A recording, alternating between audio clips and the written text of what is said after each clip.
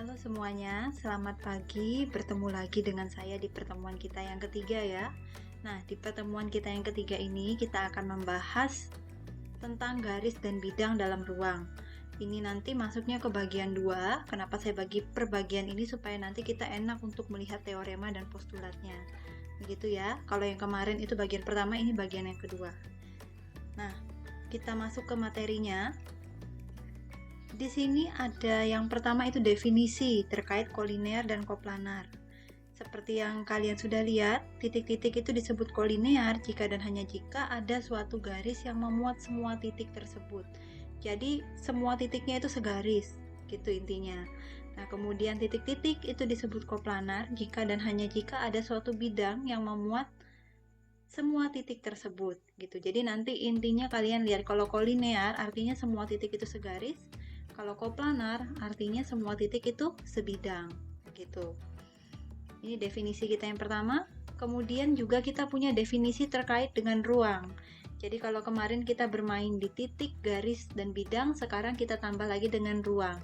Di mana ruang itu adalah himpunan semua titik.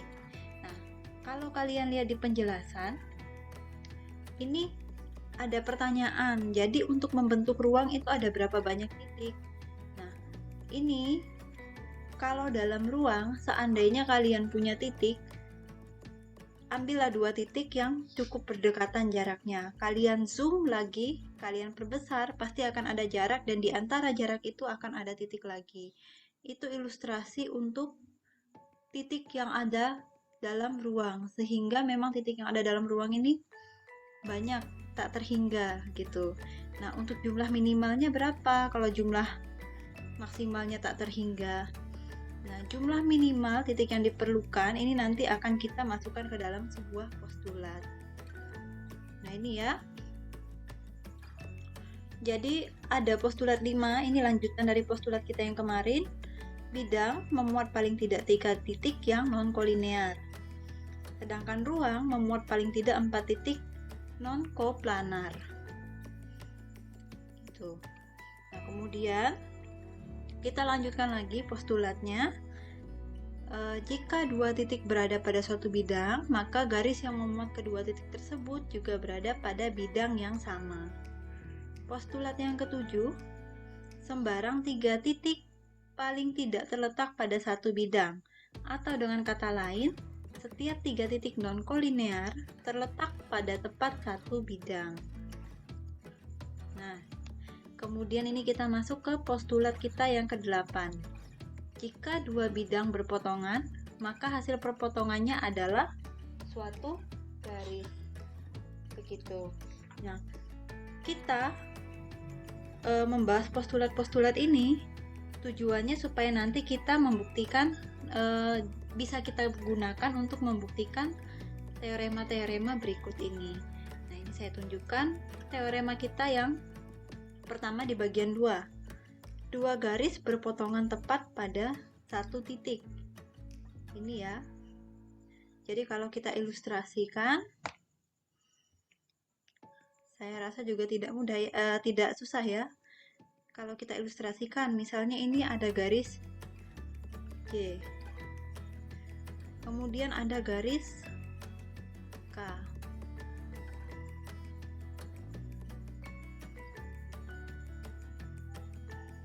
Seperti ini. Garis C dan garis K ini berpotongan tepat pada satu titik. Begini, misalnya kalau di sini kita ambil titik A, gitu aja.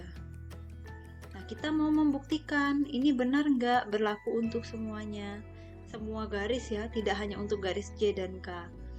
Nah, untuk membuktikannya di sini teman-teman bisa lihat ini untuk pembuktiannya kita menggunakan satu metode lagi. Kalau kemarin di pertemuan 1 dan pertemuan 2, cara untuk kita membuktikan itu disebut sebagai pembuktian langsung. Sekarang kita menggunakan pembuktian kontradiksi.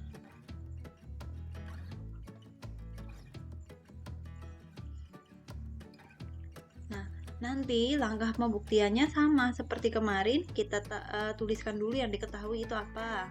kemudian yang akan dibuktikan itu apa, baru kita masuk ke proses pembuktiannya.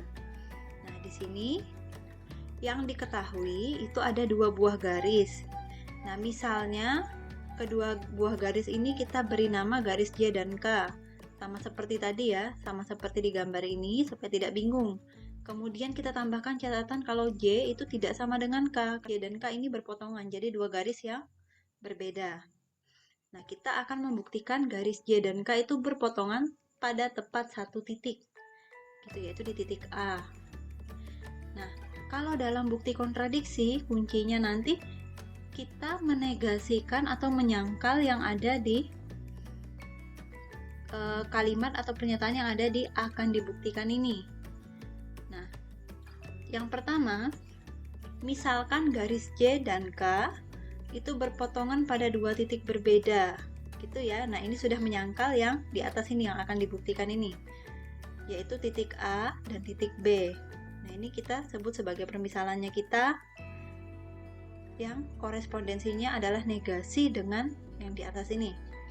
Karena permisalan kita yang pertama tadi, maka sebagai akibatnya garis J dan garis K ini sama-sama memuat titik A dan titik B. Gitu ya. Ini disebabkan oleh poin yang pertama tadi. Karena tadi sama-sama memuat titik A dan titik B, maka titik A ini adalah anggota dari garis J, termasuk ke dalam anggota garis J. Begitu juga di sini A juga termasuk ke dalam anggota garis K. Ini terbalik, yang seperti ini menyatakan keanggotaan ya. Kalau misalnya dicoret, E-nya ini dicoret seperti ini, menyatakan bukan anggota, gitu ya. Nah, kemudian yang B bagaimana? Yang B juga sama. Sehingga B ini ya anggota dari J dan B anggota dari K, karena titik perpotongannya ya. Titik perpotongan itu kenapa jadi anggota? Itu karena dia merupakan titik persekutuannya, jadi dia anggota garis J juga anggota garis K. Nah, ini 3 dan 4 ini sebagai akibat dari poin 2. Nah, kemudian di sini A itu tidak sama dengan titik B. Kita ambil dari yang pertama ini, dari poin 1. Karena tadi kita menyatakan permisalannya berpotongan pada titik-titik yang berbeda. Nah, selanjutnya A dan B itu terletak pada satu garis. Begitu. Ini dari postulat kita yang pertama. Jadi postulat kita yang pertama kemarin jangan ditinggalkan ya.